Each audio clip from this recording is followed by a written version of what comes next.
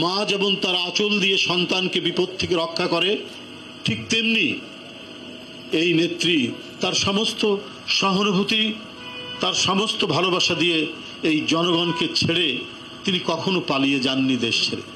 এই জনগণের সাথেই থাকতে চেয়েছেন। এবং আজকে এত জুলুম, এত নিপীড়ন, এত নির্যাতন, যে নেত্রীকে দেখলাম পায়ে হেঁটে কারাগারের ভিতরে ঢুকলেন, সেই নেত্রী আসলেন হুইল চেয়ারে। আজকে একের পর এক রোগাক্রান্ত, একের পর এক অসুস্থতায় তিনি ভুগছেন।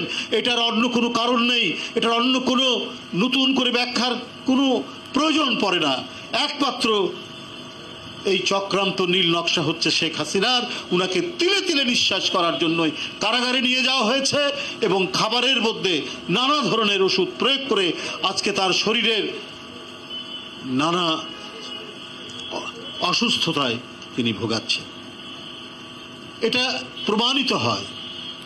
প্রমাণিত হয় যে উনার অসুস্থতার গুরুত্ব যখন বলা হয় বিএনপির পক্ষ থেকে, তার চিকিৎসকরা, দেশনেত্রীর চিকিৎসকরা যখন বলেন, মানে 5 সেকেন্ডও দেরি হয় না, আইন মন্ত্রী চট করে বলেন না, বিদেশে যাওয়ার কোনো সুযোগ নেই। তাহলে আপনার নেত্রীর কি করে সুযোগ হয়েছিল? কোন আইনে সেটা সম্ভব হয়েছিল?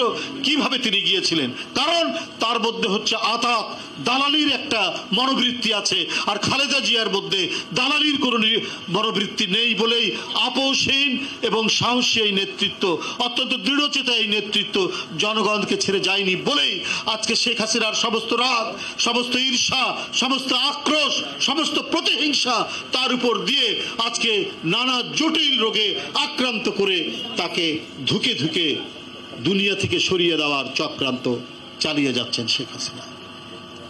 আর সেটার কারণেই আমাদের প্রিয় নেত্রী, উনি তো 2017 সালে লন্ডনে গিয়েছিলেন চিকিৎসার জন্য, উনার চোখে অস্ত্রোপচার হয়েছে।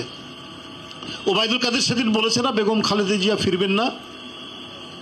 পলাতক তো আপনারা, ভীরু তো আপনার নেত্রী। 75-এর 15ই আগস্টের সেই মর্মান্তিক ঘটনার পরে উনি তো ছুটে আসেননি। তার পরিবারের উপর দিয়ে যে বিয়োগান্তক ঘটনা ঘটল,